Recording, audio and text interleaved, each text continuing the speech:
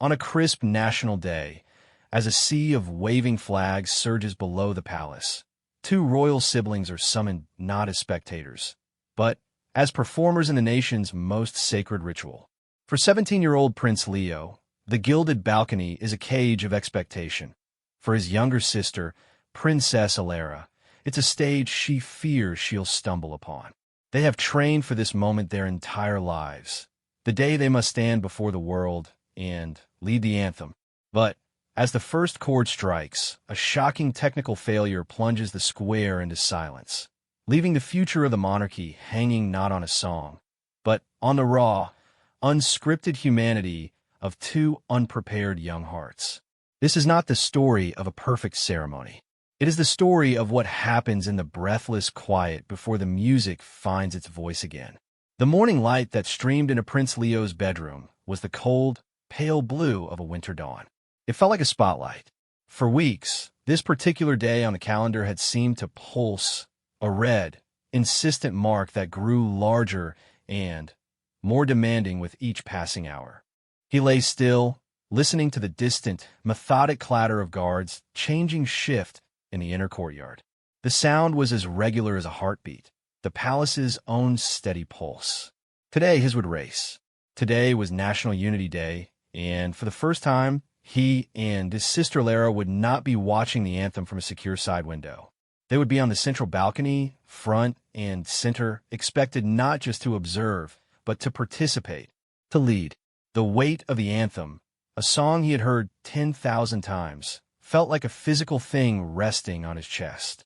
Down the hall, in a room still dotted with stuffed animals and posters of pop stars hidden behind heavy drapes, 15-year-old Princess Alara was already awake. She had been for hours. Sheet music was spread across her bed, the notes for the Ode of the Linden and the Star blurring before her tired eyes. She hummed the melody under her breath, her finger tracing the rise and fall of the staff. It was not a difficult tune. A child could sing it. But a child was not watched by 500,000 people in the square and millions more on television. Her voice, a decent mezzo-soprano in the palace choir, felt suddenly fragile, a china cup in a storm. Her fear wasn't just of a wrong note. It was of her face, her very expression, freezing on camera. You must look solemn but proud, connected but regal, moved but controlled. The palace equerry had drilled into them. It felt like being asked to solve a complex equation in her head while walking a tightrope. Their breakfast was a quiet affair in the sunlit morning room. Usually, there would be teasing, Leo stealing a piece of toast from Alara's plate, Alara complaining about her geometry tutor. Today, they ate in a silence broken only by the click of cutlery on porcelain. Their father, King Edward, read dispatches, his presence a calm, imposing force. Their mother, Queen Anya, attempted light conversation about the floral arrangements in the square, but her smiles were tight, her eyes constantly checking her children. Leo felt her gaze and squared his shoulders, pushing his eggs around his plate. He was the heir. Composure was his currency. Alara, feeling queasy, sipped only tea. The transformation began after breakfast. Leo's valet laid out the full-dress military uniform of the Royal Grenadiers, an honorific title he held. The wool was stiff, the gold epaulets heavy. As he fastened the high collar, he felt it constrict not just his neck, but his very breath. In the mirror, he saw a painting of a prince, not a boy. The young man looking back had his father's stern jaw, his mother's steady eyes. Leo practiced the expression he would wear, respectful gravity. It felt like a mask. For Alara, the process was both more familiar and more alien. Her ladies-in-waiting helped her into a tailored dress of deep forest green, the color of the national flag stripe. It was elegant, but modest, with a high neckline and long sleeves. Her hair was intricately braided and coiled. As they worked, her chief lady, Margot, whispered encouragements. "You look beautiful, Your Highness. Just remember to breathe from here." She placed a gentle hand on Alara's diaphragm. Alara nodded, but her hands were cold. The final touch was a small, antique brooch containing a portrait of their great-grandmother, who had famously sung the anthem to troops during the war. It pinned just over her heart, a tiny, heavy weight of history. A final briefing in the king's study was more nerve-wracking than any rehearsal. The equerry, a man with a perpetually serious demeanor named Sir Geoffrey, went over the sequence. The carriages will arrive at the Grand Arch at 11:15 precisely. You will disembark, proceed through the Hall of Ancestors, and ascend the west staircase. At 11:28, their majesties will step onto the balcony. You will follow 3 paces behind. You will take your positions marked by the brass plaques on the balustrade. The orchestra will begin the introduction at 11:30. You will sing the first verse. The crowd will join for the second. At the conclusion, you will wave, then turn and follow their majesties inside.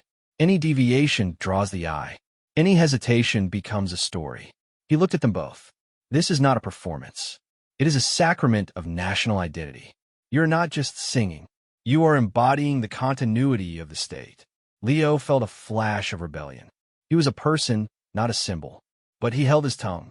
Alara simply asked, What if I can't hear the orchestra? Sir Geoffrey's expression softened a fraction. You will have a discreet earpiece. The audio feed will be perfect. Just focus on the conductor's monitor. You'll see it below the central camera. The journey through the palace was a surreal parade. Servants and staff lined the hallways, bowing and curtsying as they passed, but their faces held genuine warmth and encouragement. An elderly footman who had known Leo since he was a toddler gave him a subtle, almost imperceptible wink. It grounded him for a moment. They moved through rooms filled with portraits of ancestors who had stood on that same balcony, through wars and peacetime, their painted eyes seeming to follow the living heirs. The weight of generations pressed in. Reaching the antechamber behind the balcony doors was like arriving at the edge of a cliff. The noise from the square was a living thing here, a deep, oceanic roar of voices, music from military bands, the distant bark of commands. It vibrated through the marble floor. Leo and Alara exchanged a glance. His was one of steely resolve. Hers was wide-eyed anxiety. He reached out and squeezed her hand briefly, a gesture hidden by the folds of her dress. Just the song, El. Just the words, he murmured. She nodded, unable to speak. King Edward placed a firm hand on each of their shoulders. Look at the people, he said, his voice low but clear over the din, not the cameras. Find one face in the crowd, a child, an old veteran, anyone. Sing to them. The rest will follow.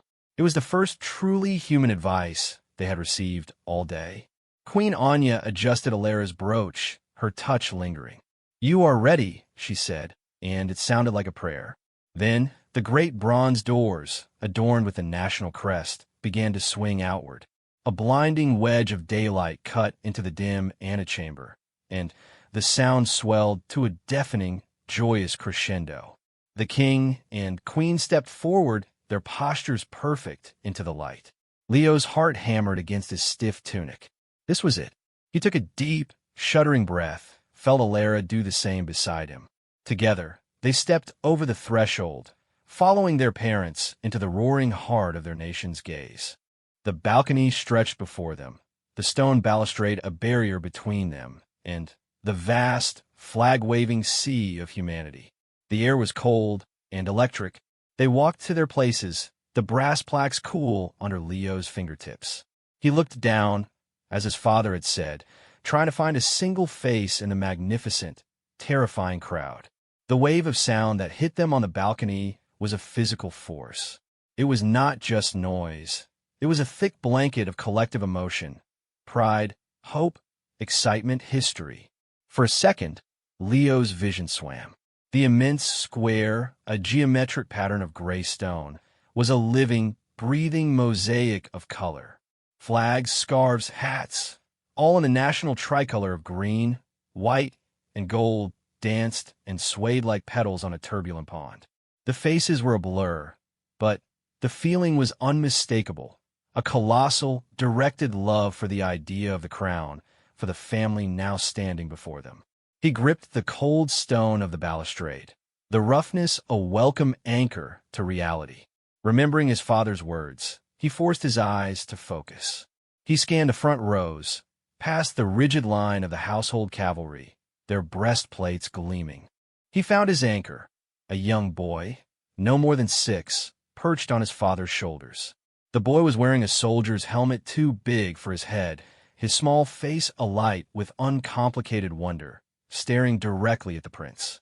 Leo locked onto him. Sing to him, he thought. To his right, Elara was a statue of green silk.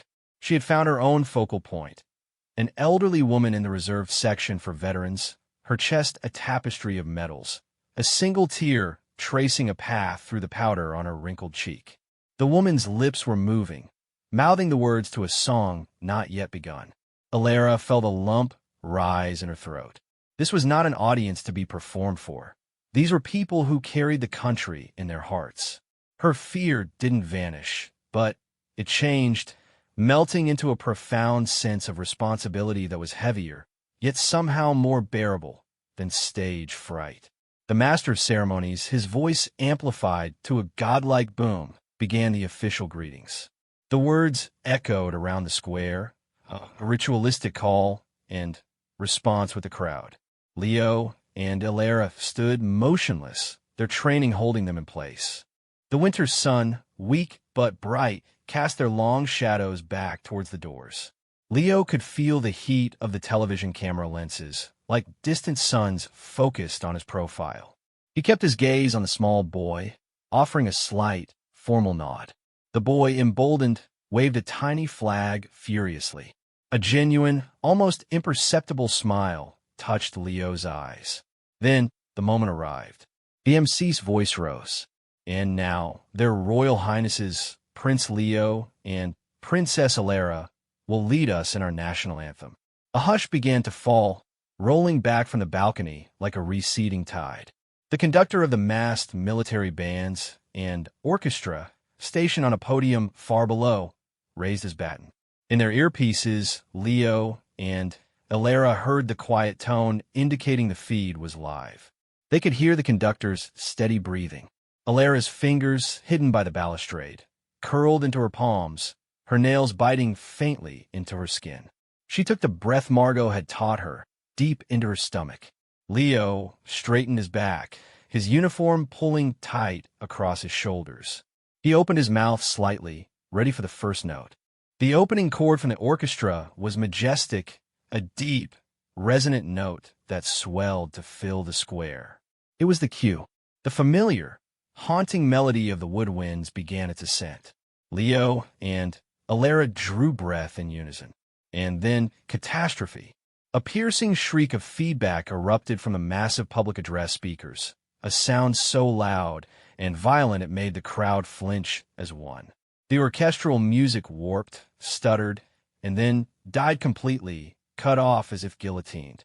In their earpieces, instead of the clear audio feed, there was a deafening, painful digital screech followed by absolute dead silence.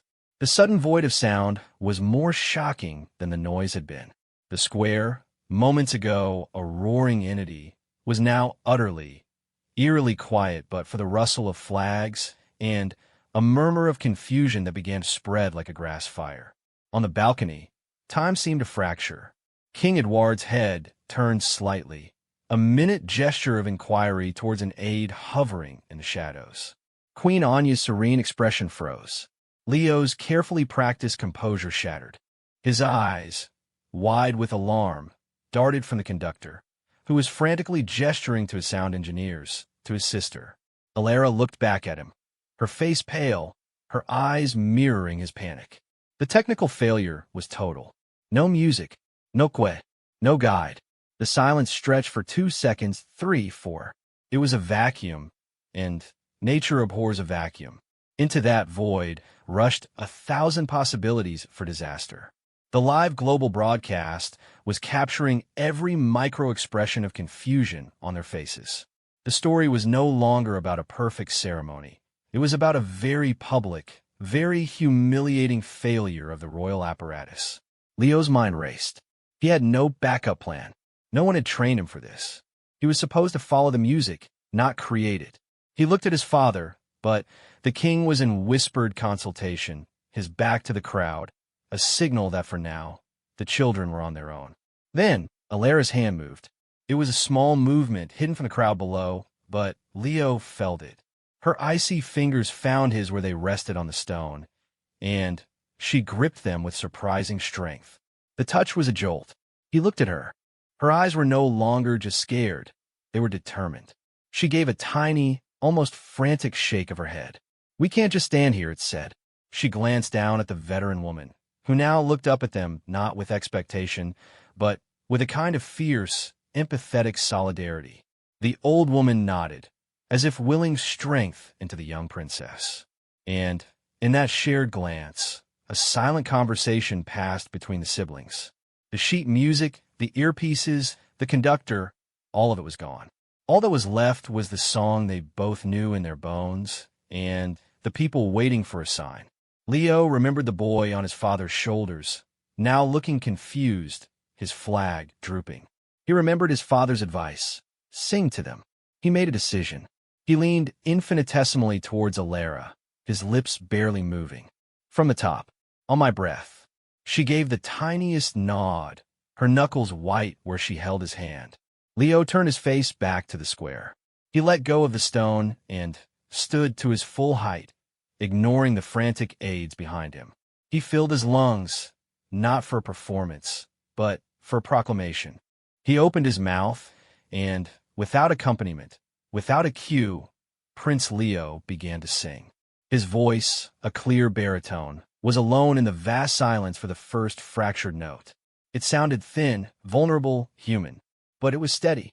He sang the first line of the anthem, the words about the enduring mountains and the first dawn of freedom.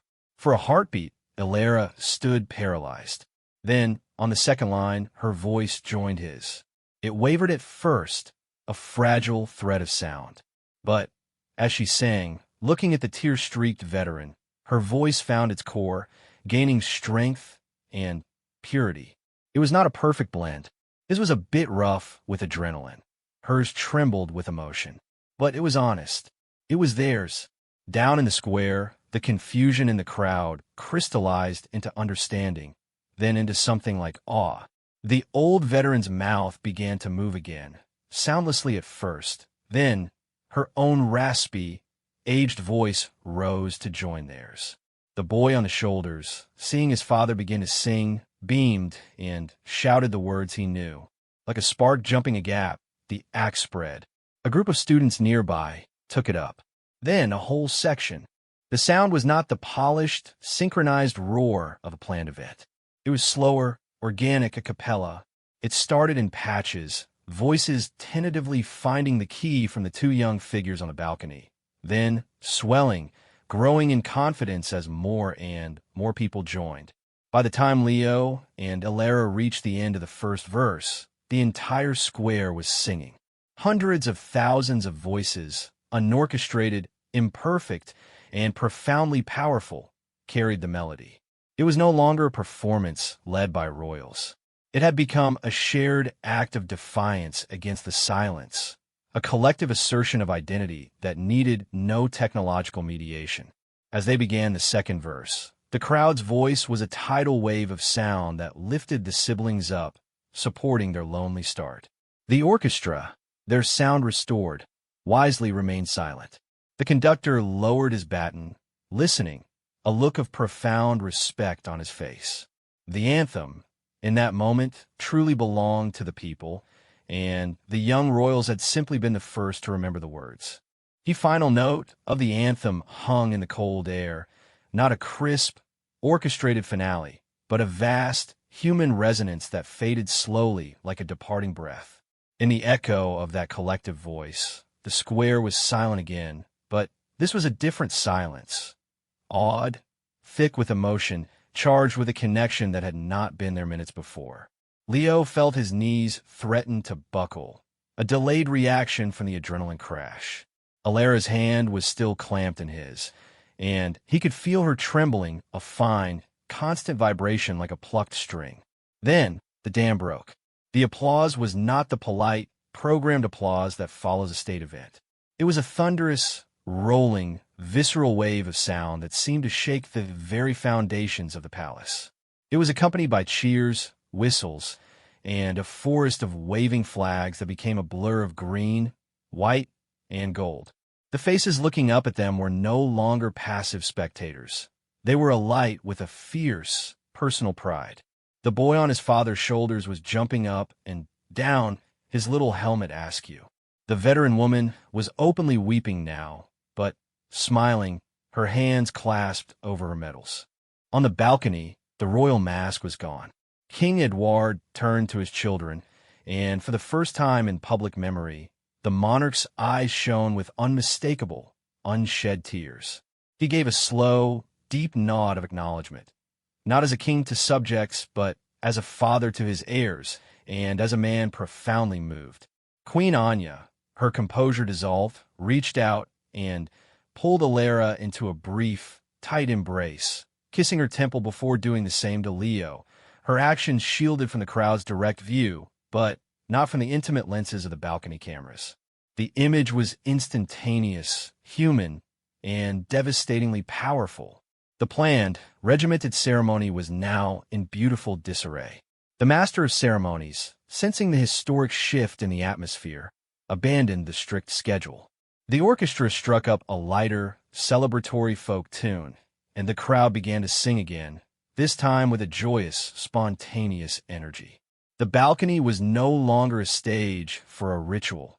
It had become a living room overlooking a national family reunion. For the next 20 minutes, Leo and Alara simply existed in the moment.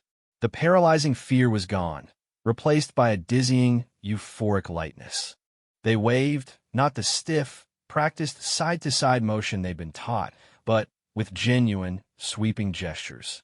Leo found himself grinning, a real, unguarded smile that made him look his age.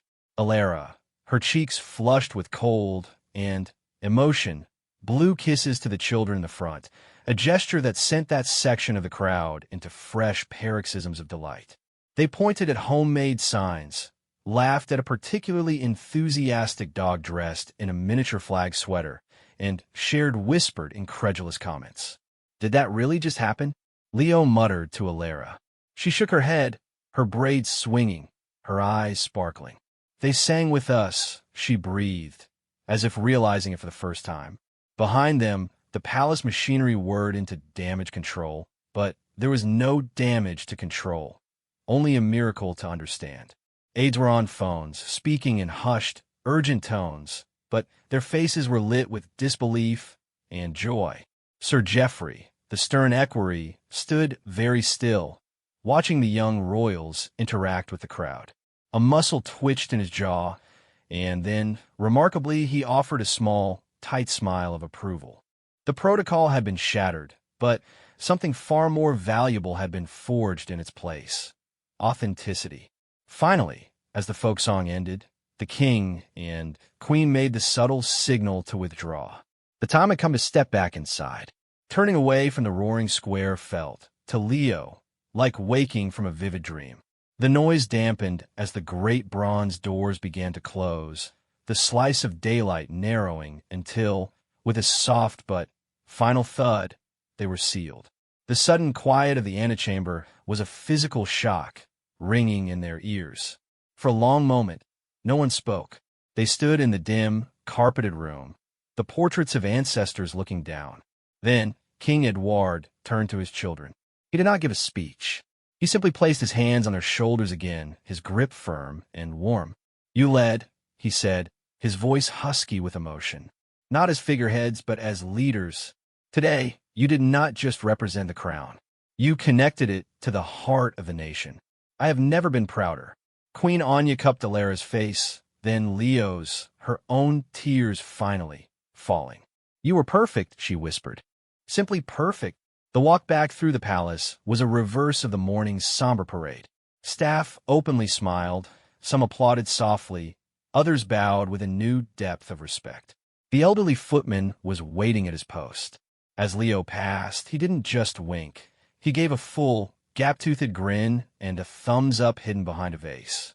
The ice had been broken, not just with the public, but within the ancient walls of the palace itself. In Leo's sitting room, the stiff uniform jacket was peeled off. He collapsed into an armchair, feeling every muscle ache. Alara, still in her green dress, kicked off her shoes and curled up on the sofa opposite him, tucking her feet beneath her. A silent attendant brought in hot chocolate without being asked, a childhood treat they hadn't had in years. They drank in a comfortable, exhausted silence, the events replaying in their minds. The earpiece, Alara finally said, staring in her mug. When it went silent, I thought I was going to faint. I thought I was going to be sick, Leo admitted with a short laugh. But then you grabbed my hand. You started singing, she countered, looking up at him. You just did it. He shook his head.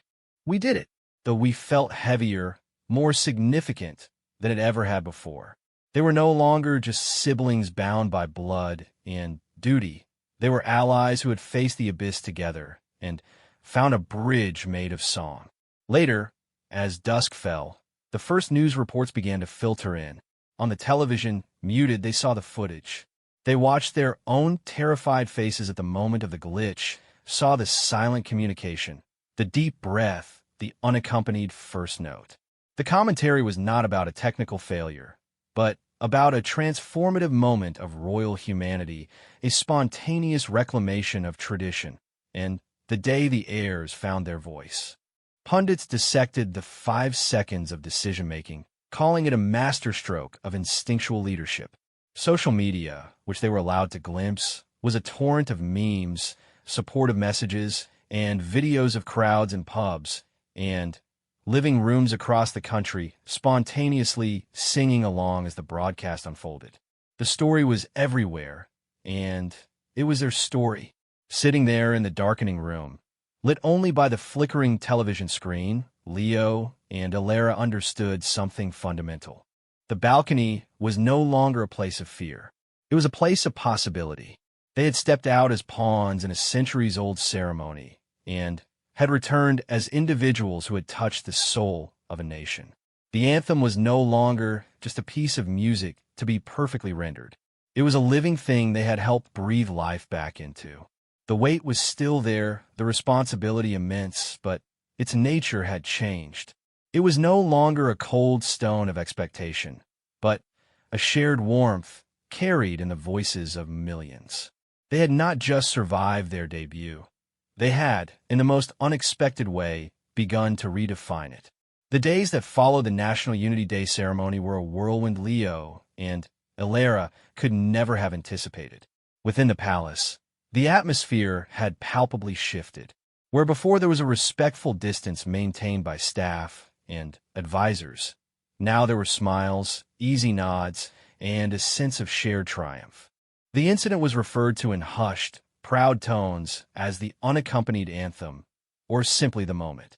Sir Geoffrey, in their next briefing, actually began with a dry, well, having demonstrated an aptitude for improvisation, before outlining their schedule, which was now exponentially busier. For the world outside, the siblings had been transformed overnight from distant, polished figures into relatable young people. The grainy, zoomed-in footage of their panicked glance, their joined hands on the balustrade, and that first solitary note from Leo had been looped on every news channel and shared billions of times online.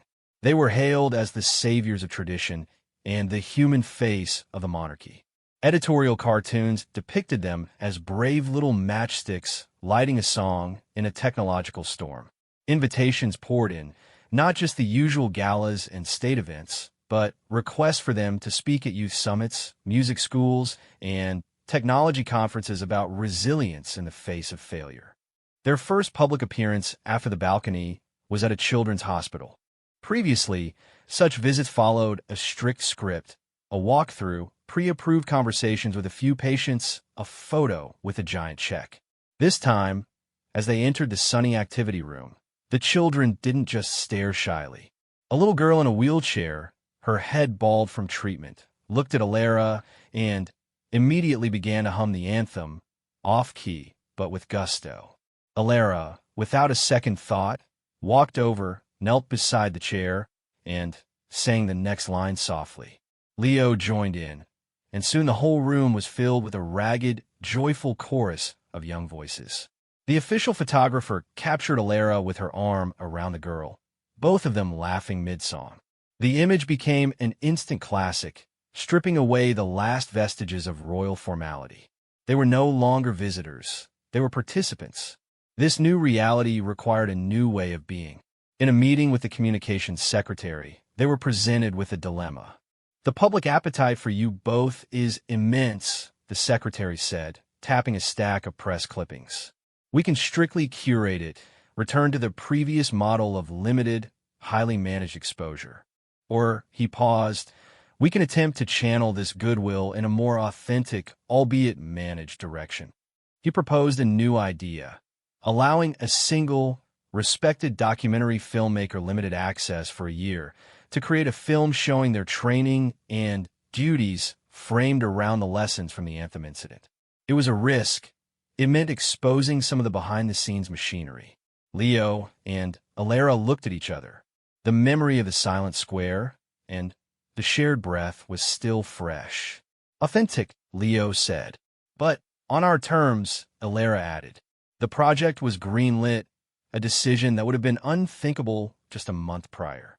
The newfound freedom was intoxicating, but also disorienting. Leo found himself in a meeting about urban youth outreach, a passion project of his he'd previously only been allowed to discuss in theoretical terms. Now his opinions were sought, his ideas listened to with genuine interest. "Your instinct on the balcony showed an understanding of the moment," a senior advisor told him. "We need that instinct here." For the first time, Leo felt his role could be about action, not just appearance. For Alara, the change was even more profound. She had always been interested in the arts and music therapy. Emboldened, she proposed reviving a defunct palace program that brought musicians into underfunded public schools. Using her sudden, unexpected celebrity as leverage, she announced the initiative herself in a short, heartfelt video message filmed in the palace gardens, not the staid throne room. The public response was overwhelming, donations flooding in from citizens who felt a personal connection to the princess who'd almost lost her voice to fear. Yet not all was smooth. The intense scrutiny had a darker side. Paparazzi became more aggressive, trying to capture any unguarded moment. A tabloid ran a front-page story speculating about a rift between Leo and Alara, citing a moment during a walk where Leo had been lost in thought and not speaking to her. It was nonsense, but it stung. They also faced a subtle, unspoken pressure from traditionalists within the establishment, older courtiers, and some politicians who viewed the moment as a charming accident, but believed the monarchy's power lay in its mystery and remove, not in viral vulnerability. Whispers of too much, too soon reached their ears. The true test came during a state dinner for a visiting dignitary known for his stiff formality. The dinner was the epitome of the old world. Endless courses, archaic toasts, and rigid seating arrangements. Leo and Alara played their parts, but they felt suffocated. During a lull, the visiting minister leaned over to Alara and said condescendingly, "Your little singing moment was quite the sensation online. Very modern. One wonders if such informality is the future." Alara felt a flash of the old panic, the fear of saying the wrong thing. But then she felt it, the memory of the cold stone under her hands, the silent support of the crowd. She smiled politely. "The future, Your Excellency, is just people talking to each other. Sometimes they even sing." The minister blinked, taken aback by the gentle firmness in her tone. Leo, overhearing, gave her a slight, proud nod from across the table. As the documentary filming began, it forced them to reflect deeply. During an interview segment, the filmmaker asked, "What did you learn about yourselves on that balcony?" There was a long pause. Leo spoke first, his voice more thoughtful than the public was used to. "I learned that being prepared isn't about having all the answers. It's about being able to find a first step when there's no path, and that the first step is sometimes just a breath and a note." Alara added, "I learned that my voice matters. Not because it's perfect, but because it's mine, and that when you're genuinely scared and you do the thing anyway, that's when people see you, the real you." The year progressed, marked by this new duality. They navigated the ancient rituals with a newfound confidence, no longer intimidated by their weight, because they had carried a heavier one. They embraced their modern roles with a sense of purpose, using their platform to highlight causes they cared about, their public speeches now carrying a credible weight of lived experience. The anthem was sung at every event they attended, but it was different now. When they stood for it, they didn't just listen. They led with a quiet confidence that needed no fanfare. The song was a bridge, a reminder of the day. Silence taught them more than protocol ever could. On the anniversary of the moment, a small, private ceremony was held on the now-empty balcony at dawn. It was just the four of them, the king, the queen, Leo, and Alara. No cameras, no crowds. They stood at their places as the sun rose over the silent, clean-swept square. A year ago, King Edward said quietly, "This stone was just a piece of the palace. You gave it a soul." They didn't sing. They simply stood in the quiet, listening to the memories the space now held, the roar, the silence, and the fragile, brave note that started it all. They had watched and participated, and in doing so, they had changed the story forever. The balcony was theirs now, not as a duty post, but as a testament. And the nation, sensing this quiet evolution, loved them all the more for it, not as icons on a pedestal, but as fellow travelers who had found their voice and, in doing so, had helped everyone find theirs.